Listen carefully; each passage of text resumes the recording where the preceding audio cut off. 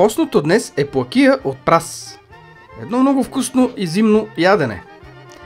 Нарязва се повече прас лук на едри парчета. Също така се нарязва и малко кромит лук. Сега лука се слага в малко вода и се оставя тя да се изпари. Едва тогава се сипва олио и загрява. Подправя се с червен пипер и след това се слага доматено пюре. Така разбъркваме за кратко и прехвърляме в по-голям горещ съд. Изчакваме за секунди просто да се загрее и се слага нарязания прас. Залива се с вода, която да е до средата на праза. Така праза се слага във фурна на 180 градуса и се пече. След около 20 минути той е омекнал и изглежда превъзходно.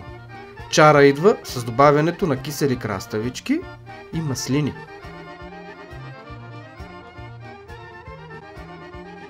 И така подправяме с сушен копър и по желание тарос или естрагон по-френски. Връща се във фурната и запича за още 10 минути. Добър апетит!